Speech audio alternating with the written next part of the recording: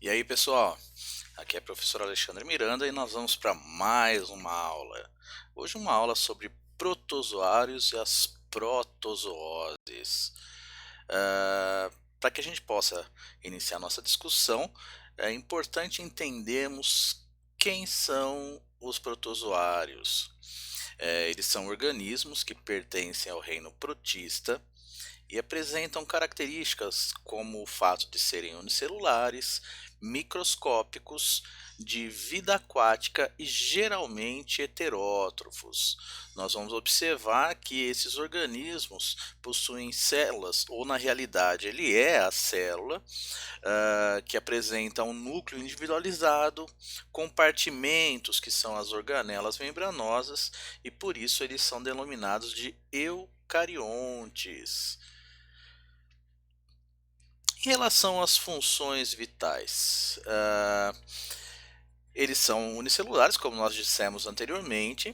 Algumas espécies podem se organizar como colônias.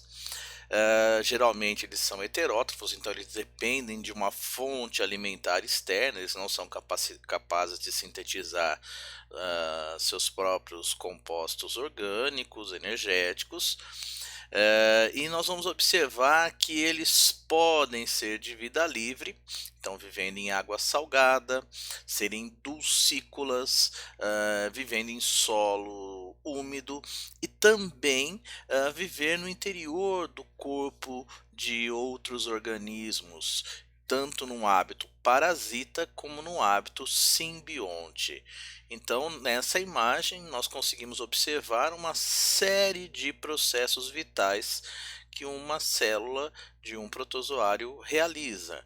Então, a ingestão de alimentos, a digestão desses compostos e também a sua eliminação, o controle hídrico para aqueles que vivem no ambiente dulcícola, trocas de gases por um processo de difusão, a movimentação de estruturas e do próprio hialoplasma e também o processo de excreção realizado por difusão. Nós basicamente podemos classificar os protozoários levando em consideração a sua estrutura ou o processo de locomoção ou até a ausência dela. Então nós vamos ter os protozoários ameboides, os ciliados, os flagelados e os apicomplexos. Então, para nós falarmos dos protozoários ameboides, são aqueles que se locomovem e também utilizam esse processo para a captura de alimento no meio. Essas estruturas são os pseudópodos ou falsos pés. Desse grupo nós temos as amebas, que são mais conhecidas, geralmente encontradas em água doce ou sobre folhagem úmida que esteja já em processo de decomposição.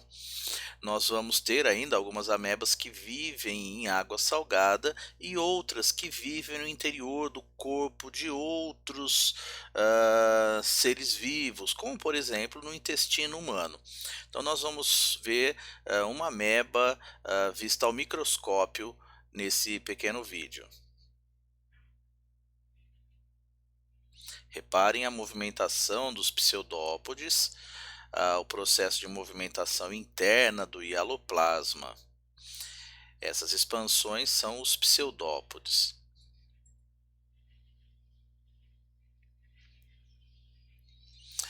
Outro grupo de protozoários são os ciliados. Esses apresentam cílios que proporcionam a movimentação desses organismos no meio aquático. Os cílios são em grande número, são filamentos mais curtos e a movimentação conjunta dessas estruturas, um movimento ordenado, promove a sua locomoção. Além do que também pode conduzir o alimento até o interior desse organismo. O ciliado que nós vamos ter como exemplo é o Paramecium, que nós vamos observar nesse vídeo. Conseguimos observar então na borda desse organismo a movimentação flagelar, além do vacúolo pulsátil que promove o controle hídrico desse organismo. Conseguimos observar essa estrutura retirando água, já que ele, por ser mais concentrado que o meio externo, absorve água. Então, é o encontro de dois paramécios. Outro grupo são os protozoários flagelados. Esses protozoários eles se deslocam no meio aquático graças à movimentação de filamentos longos, que são denominados flagelos. Nós vamos observar que existem algumas espécies flageladas, como o Trypanossomo, que apresenta um longo flagelo e eles têm o hábito parasita e são encontrados no sangue de alguns animais. Então, observaremos nesse vídeo a estrutura de um Trypanossomo com o seu longo flagelo, aquele se movimentando no meio aquático.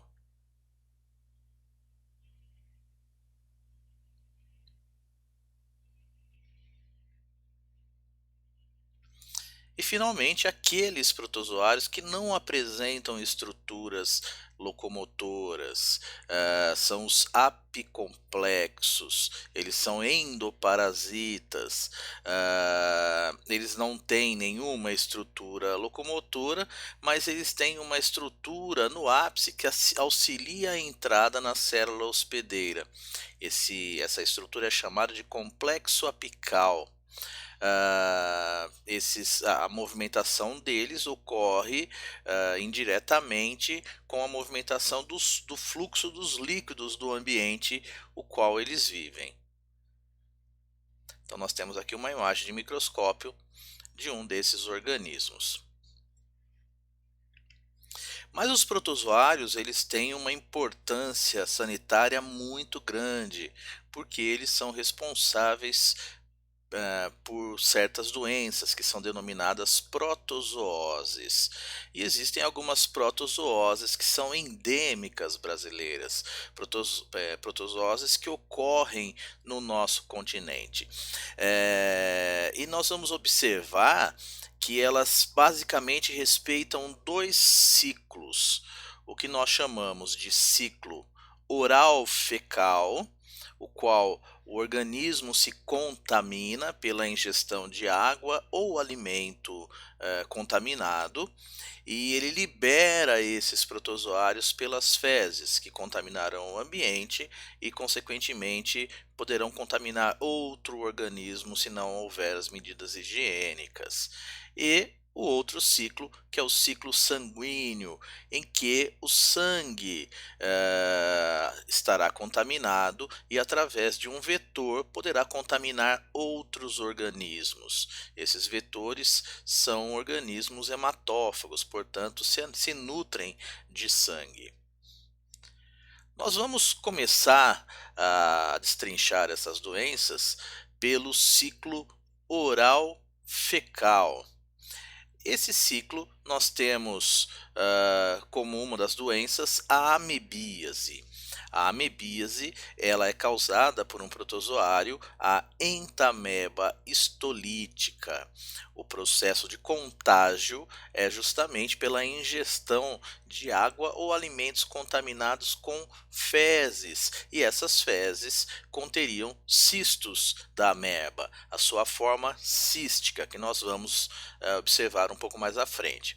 O ciclo de vida, os cistos vão ser ingeridos através da água ou dos alimentos contaminados e chegarão ao intestino local que as amebas adultas se formarão.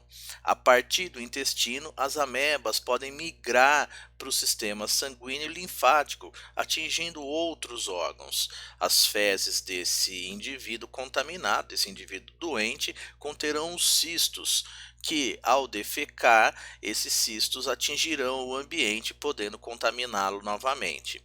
Os principais sintomas vão desde uma diarreia, dores abdominais, náuseas e vômitos.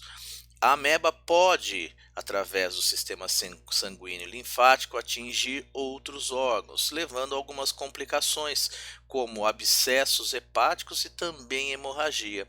E em algumas situações, dependendo do estado de saúde do indivíduo, ela pode não apresentar sintomas, portanto, ser assintomática. A profilaxia da amebíase está associada às melhorias de saneamento básico e também às medidas de higiene pessoal, além da higienização dos alimentos, a higienização correta e ainda evitar a ingestão de água de fontes duvidosas e não tratadas. Então, ingestão de água, somente água filtrada ou água fervida. E o tratamento à base de antiparasíticos, e o que pode também ocorrer algumas infecções bacterianas associadas ao uso de antibióticos. Como nós vimos, as duas formas de vida, a forma cística, que é uma forma resistente, essa que vai para o meio, e a forma trofozoíta, que é a forma que circula no interior do organismo, que circula pelo sistema sanguíneo linfático. Então aqui nós podemos observar novamente o ciclo, a ingestão de ciclos maduros que vão até o intestino. Do intestino são dois caminhos, ou ela na sua forma trofozoíta circula pelo organismo, ou continua-se o percurso no intestino em que há o encistamento dessa forma trofozoíta passando para a forma cística e ela vai para o meio junto com as fezes, o que pode contaminar um outro organismo. Então aqui nós vamos assistir um vídeo que mostra todo esse processo ocorrendo no interior do corpo de um ser humano.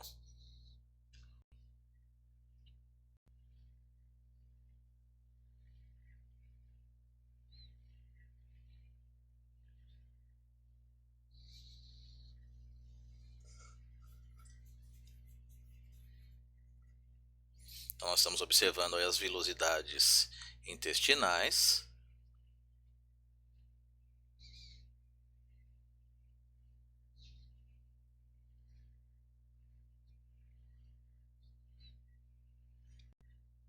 Que é uma forma cística.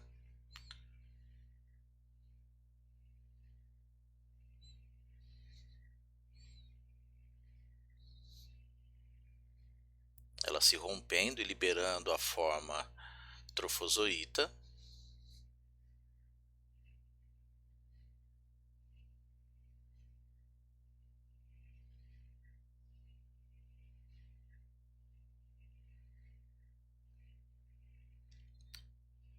Aí mostrando o processo de divisão nuclear e posteriormente a divisão celular, a citocinese. Algumas dessas formas vão passar pelo intestino, saindo do intestino, passando para a circulação e infectar outros órgãos. Aqui mostrando uma ameba se alimentando, ingerindo uma bactéria presente no intestino.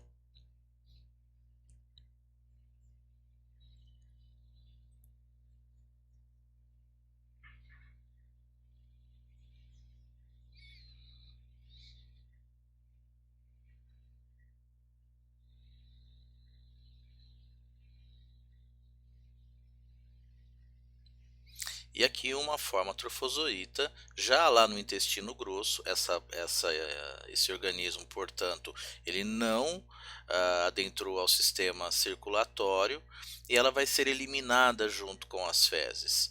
Para a sua eliminação, é importante que ela modifique a sua estrutura, já que ela passe para uma estrutura de resistência, para a forma cística. Então é um processo que a célula do protozoário passa para se tornar resistente às condições ambientais desfavoráveis.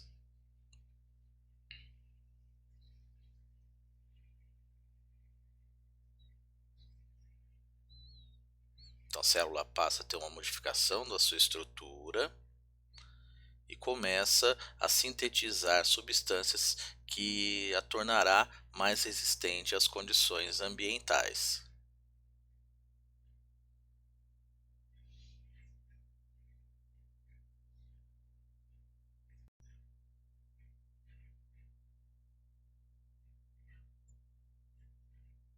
Então, nós temos o cisto praticamente formado, que será eliminado pelo intestino.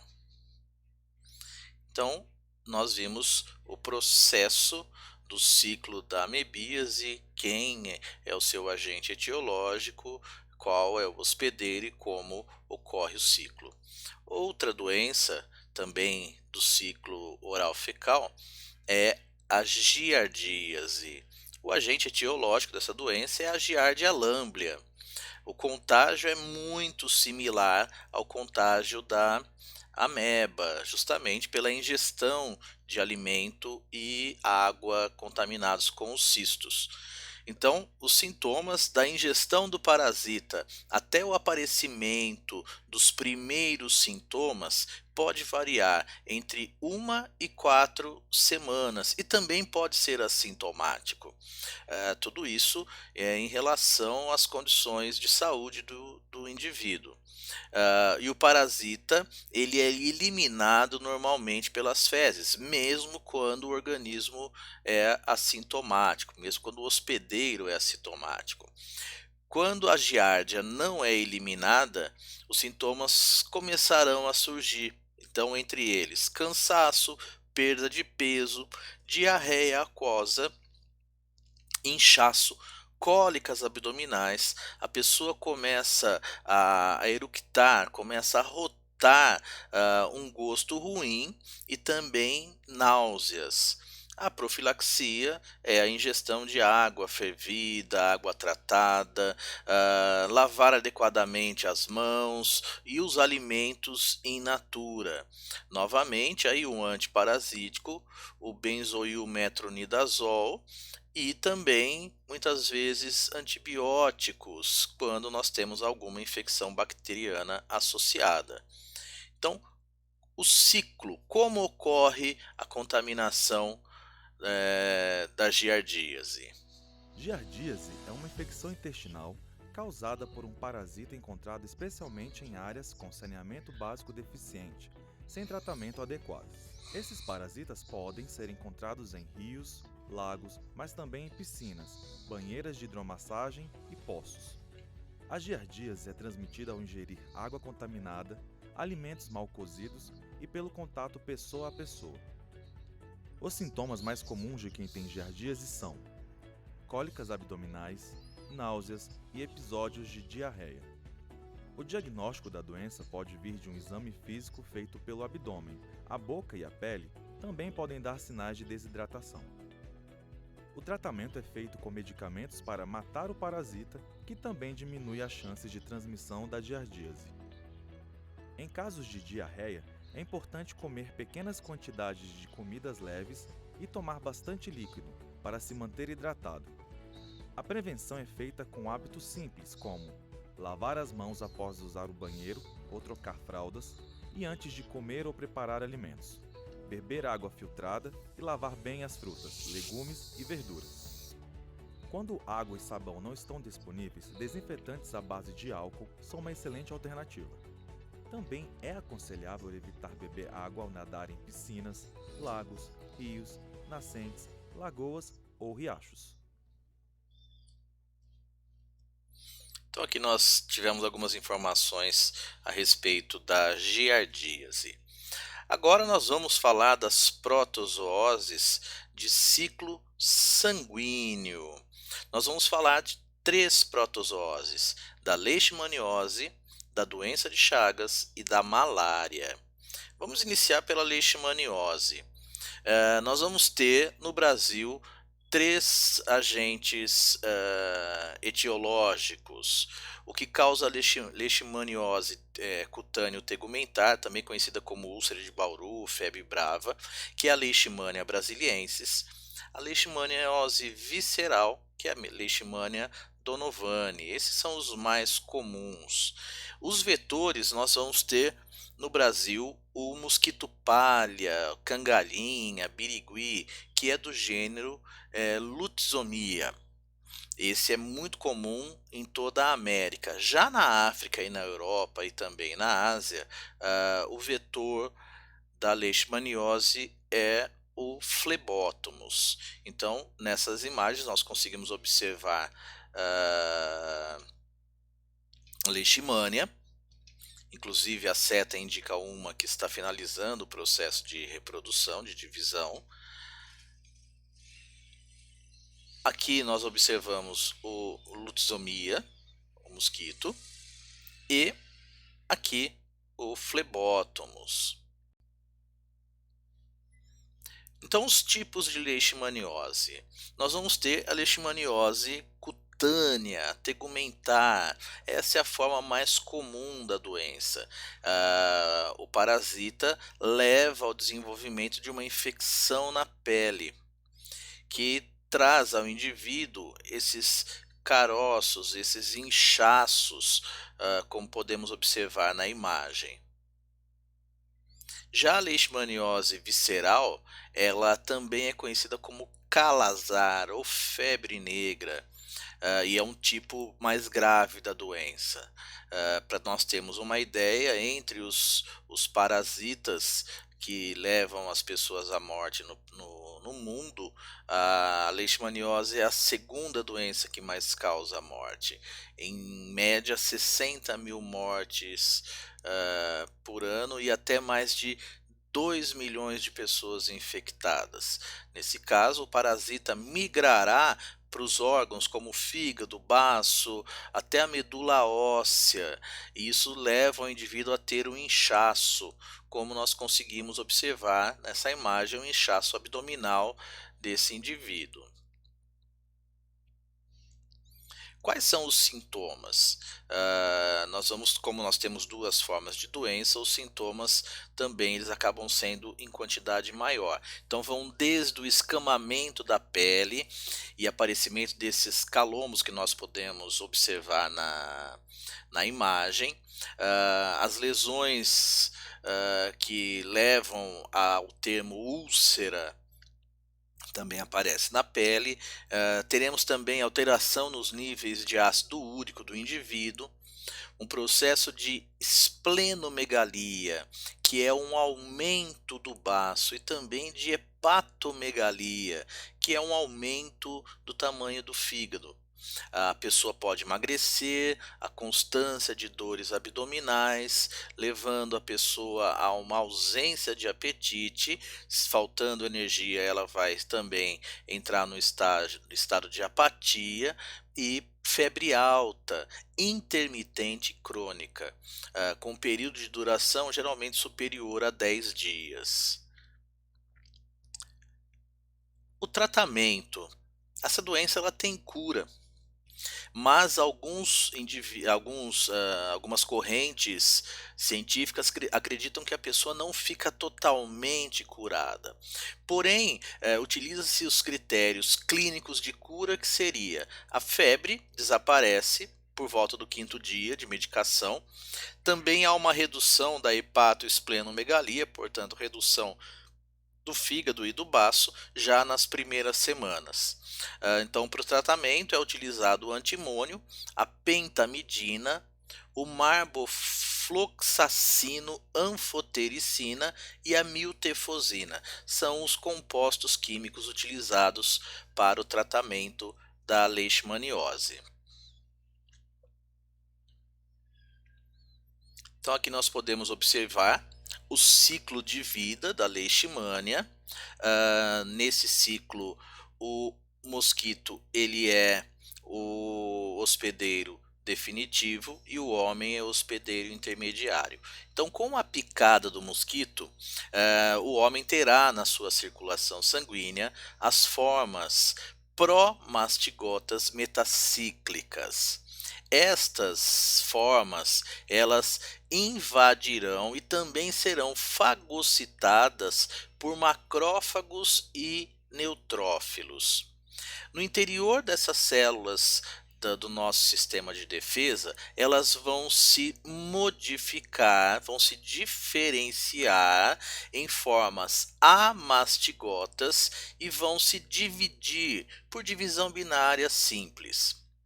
Essas células se romperão e essas formas amastigotas poderão infectar novos macrófagos ou continuarem na circulação sanguínea, até que um mosquito, ao sugar o sangue, ele também sugará essas formas amastigotas.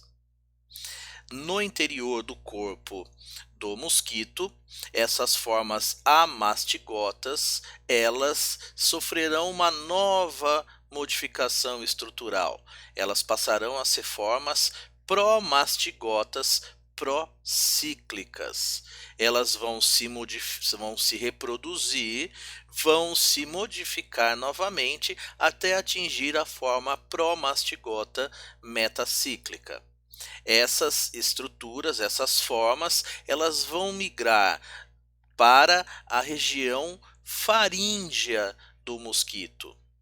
Na região faríngea, se esse mosquito picar um outro indivíduo, eles entrarão na circulação sanguínea humana, contaminando esse novo organismo. Então nós vamos ver dois vídeos, um mostrando como é o ciclo no homem e outro como ocorre o ciclo no mosquito. O ciclo de vida da leishmania no homem. A infecção de um hospedeiro vertebrado ocorre quando a fêmea do flebotomínio, conhecida popularmente como mosquito palha, que é hematófaga, pica um mamífero para se alimentar. Observe que durante a ingestão de sangue, o inseto infectado inocula a forma promastigota metacíclica, que penetra na pele do hospedeiro. Repare que o parasito pode invadir uma gama de células como células dendríticas, fibroblastos, podendo invadir primeiramente neutrófilos e principalmente macrófagos. Neste exemplo, observamos a forma promastigota aderindo à membrana do macrófago e iniciando o processo de internalização via fagocitose. Veja a formação de pseudópodes e o parasito sendo internalizado em um vacúolo chamado vacúolo parasitóforo. Repare que no interior do vacúolo, o parasito se diferencia para a forma mastigota. Posteriormente, ocorre a fusão de lisossomos, descarregando seu conteúdo e contribuindo para a formação do vacúolo parasitóforo. Porém, note que o parasito não é alterado pelas enzimas lisossomais. Observe que no interior do vacúolo, a forma mastigota se multiplica por fissões binárias sucessivas. Note que muitos amastigotas ficam aderidos à membrana do vacúolo, preferencialmente pela sua região posterior. Repare na quantidade de formas amastigotas que estão surgindo com as divisões sucessivas, podendo ocupar grande parte do citoplasma. Veja que em seguida, a membrana do macrófago se rompe, liberando os amastigotas no tecido. Estas formas amastigotas podem atingir a corrente circulatória, onde podem ficar livres no sangue ou permanecem no interior de monócitos. Desse modo, poderão ser sugados por uma nova fêmea do flebotomínio durante o repasto sanguíneo ou invadir novos macrófagos. Repare agora que neste exemplo, observamos a forma amastigota aderindo à membrana de um novo macrófago. Note que o parasito também é internalizado via fagocitose, onde há a formação de pseudópodes, e o parasito é internalizado em um vacúolo. Após o processo de internalização, repare que lisossomos se fundem ao vacúolo, participando da formação do vacúolo parasitóforo.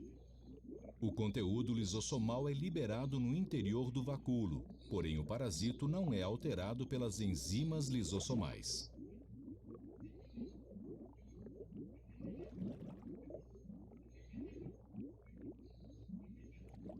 No interior do vacúolo, a forma mastigota se multiplica por fissões binárias sucessivas.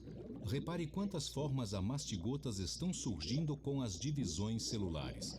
Observe que o vacúolo parasitóforo passa a ocupar grande parte do citoplasma.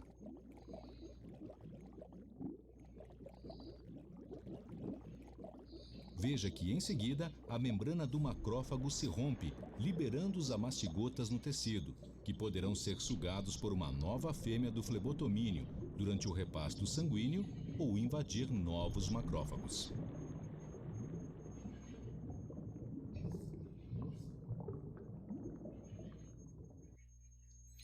Nós observamos como é o ciclo no O interior ciclo do de homem. vida da leishmania no inseto. A infecção do inseto flebotomínio ocorre quando a fêmea pica um mamífero infectado e ingere células sanguíneas e outras células, especialmente monócitos e macrófagos contendo formas amastigotas. Veja que os amastigotas são conduzidos à região anterior do trato digestório. Neste novo ambiente, os amastigotas se aproximam formando aglomerados, chamados de ninhos ou ilhas de amastigotas, que ficam protegidos no interior da matriz peritrófica. Neste ambiente, dá-se início ao processo de transformação das formas amastigotas em promastigotas procíclicos. Repare que os parasitos e o sangue ingerido ficam retidos no interior da matriz peritrófica. Observe que a matriz peritrófica começa a se romper na região anterior e as formas promastigotas migram para o epitélio do trato digestório.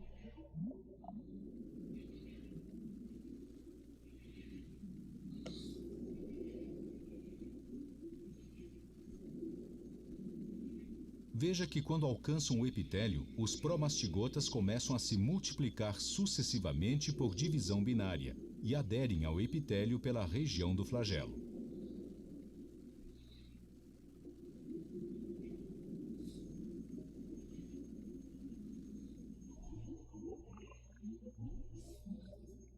Repare que alguns parasitos são eliminados junto com o conteúdo estomacal.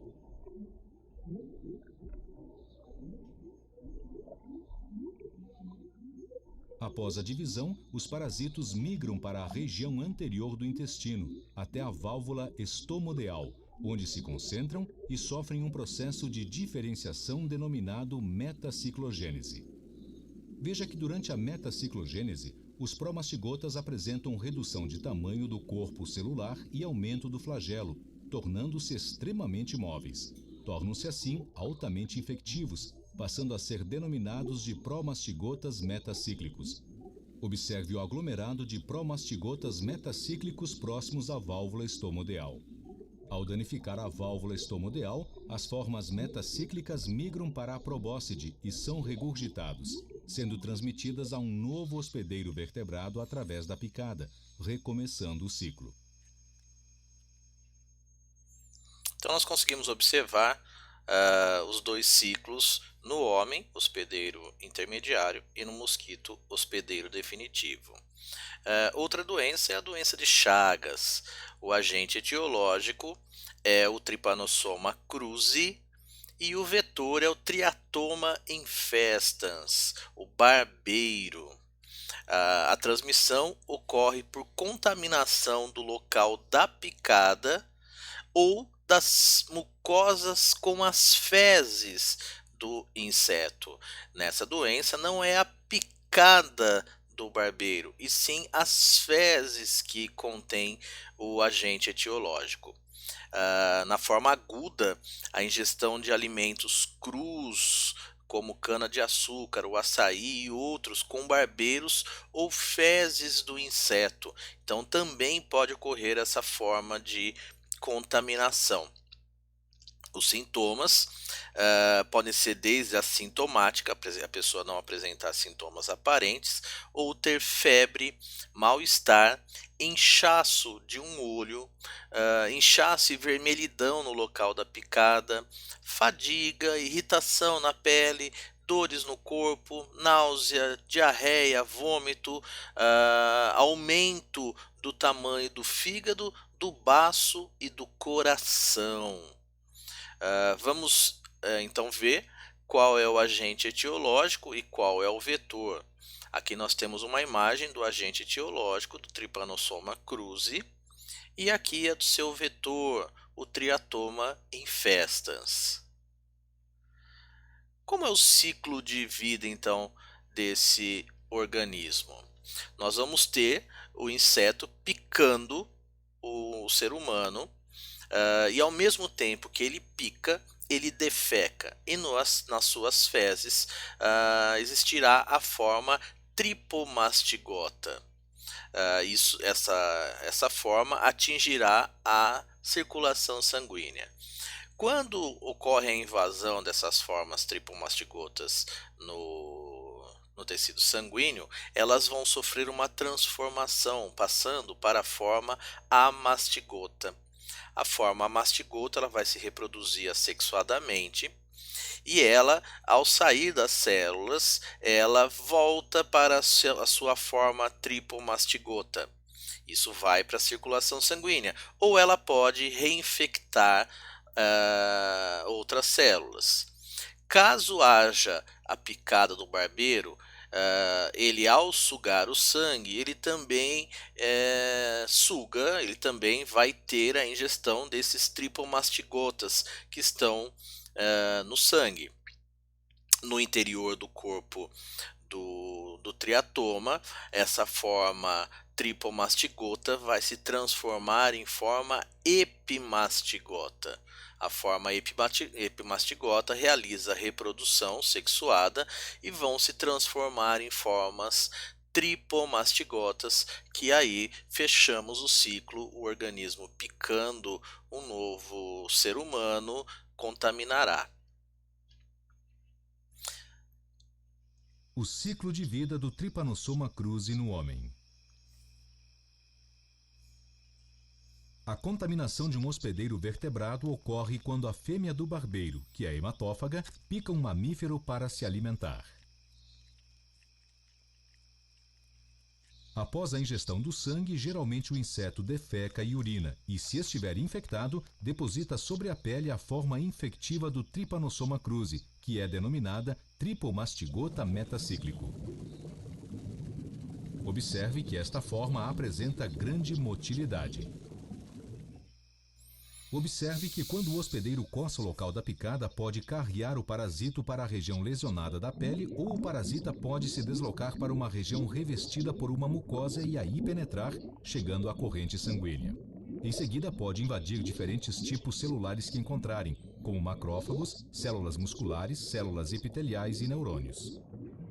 Neste exemplo, observamos a forma tripomastigota aderindo à membrana do macrófago e iniciando o processo de internalização via fagocitose, onde há a formação de pseudópodes e o recrutamento de lisossomos para o local de invasão do parasita, que se fundem ao vacúolo parasitóforo em formação.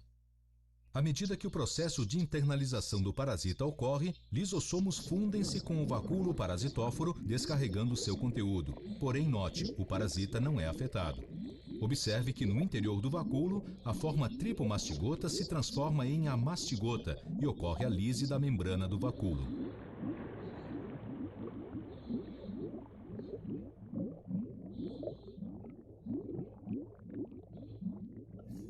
Observe que no citoplasma, a forma amastigota se multiplica por fissões binárias sucessivas.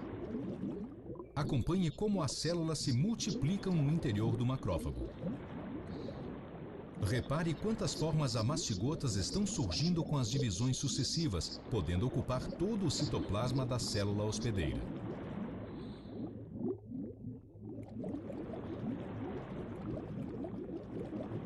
Posteriormente à divisão, veja que os amastigotas iniciam sua diferenciação passando por uma forma de transição e se diferenciando em tripomastigotas.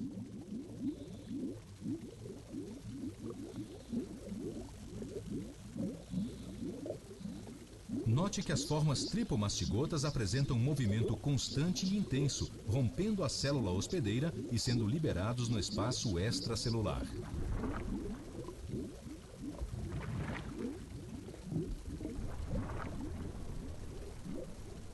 Esses parasitos irão infectar novas células.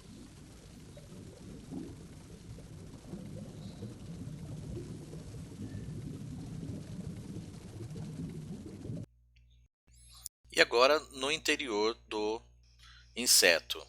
O ciclo de vida do Trypanosoma cruzi no inseto.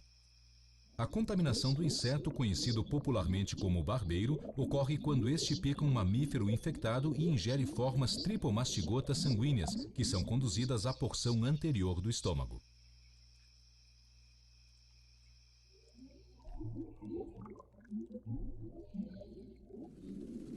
Neste novo ambiente, note que os tripomastigotas se diferenciam em epimastigotas e algumas formas de esferomastigotas.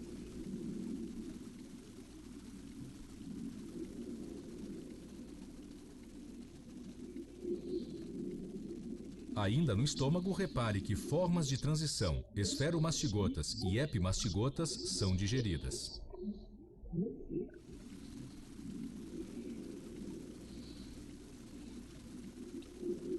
Repare que as formas epimastigotas sobreviventes, quando alcançam o intestino, começam a se multiplicar sucessivamente por divisão binária e aderem às membranas perimicrovilares, que são secretadas pelas células intestinais.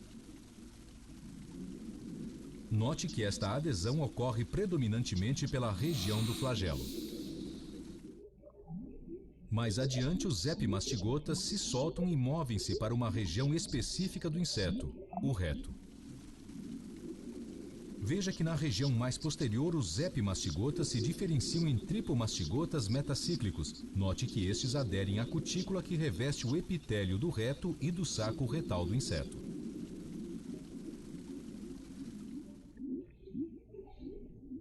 Ao se soltarem do epitélio, podem ser eliminados na urina ou fezes do inseto em seu próximo repasto sanguíneo.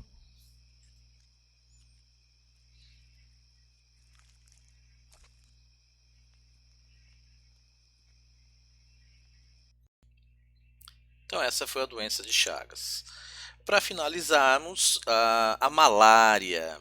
A malária, nós vamos ter 3 tipos de agente etiológico. Nós vamos ter a malária chamada de forma terçã benigna, que é causada pelo Plasmodium vivax, a forma terçã maligna, que é o Plasmodium falciparum, e a forma terçã, aliás, a forma quartã, que é o Plasmodium malariae. O vetor, aquele que leva o agente etiológico até o ser humano, são as fêmeas do mosquito prego ou do Anopheles, o gênero desse organismo. Então nós vamos ter aqui nessa imagem o Plasmodium junto às células sanguíneas, aqui o Anopheles, podemos observar ele aí com o seu abdômen repleto de sangue.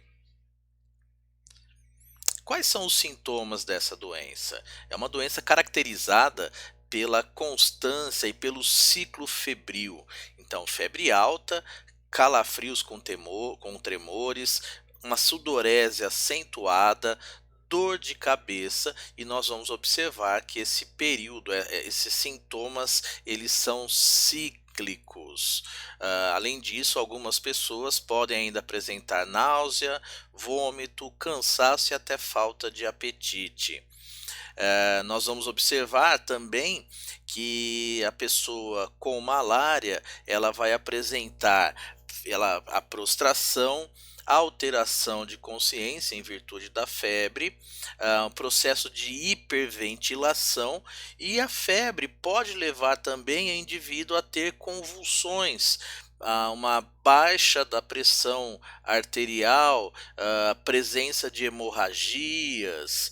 Nós então podemos observar no quadro clínico que o intervalo apirético, então é o intervalo da febre, no Plasmodium vivax, os picos febris são em torno de 48 em 48 horas, o Plasmodium malariae, os picos de 72 em 72 horas, e o Plasmodium falciparum, da terçã maligna, variando entre ciclos de 36 ou 48 horas. Então aqui nós podemos observar um gráfico mostrando esse ciclo febril. O pico de febre ocorre justamente quando tem rompimento das hemácias e a liberação dos parasitas. Isso faz com que o sistema imunológico entre em ação e tenhamos esses picos febris. Quando eles estão soltos, eles buscam infectar novas células. No interior das células, o sistema imunológico não os reconhece, portanto, há uma queda da febre, o que, ao finalizar o ciclo desses organismos, há novo rompimento de célula, portanto, um novo pico febril. Aqui no ciclo de vida, nós observamos ah, o organismo que acabou de picar um ser humano contaminado. No interior do anófeles ocorrerá o processo de reprodução sexuada. Esses organismos, a forma esporozoítica, ela estará nas glândulas salivares, que o organismo, ao picar o ser humano, essas formas entrarão na circulação sanguínea. O local de atuação será lá na célula hepática, no qual haverá uma reprodução desses organismos formando a estrutura merozoítica. Essa estrutura merozoítica do agente etiológico infectará os glóbulos vermelhos, no qual haverá reprodução de sua estrutura e o rompimento das hemácias, portanto a hemólise. É justamente na hemólise que, ao liberar essas formas merozoíticas, o sistema imunológico entrará em ação, e aí que teremos o pico febril.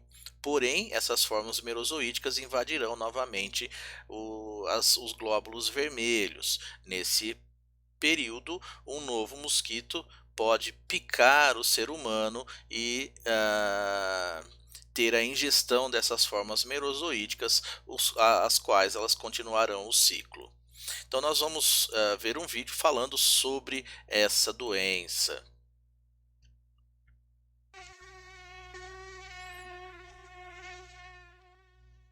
A malária é uma doença infecciosa transmitida por mosquitos, que no Brasil preocupa especialmente os estados do norte, na região amazônica.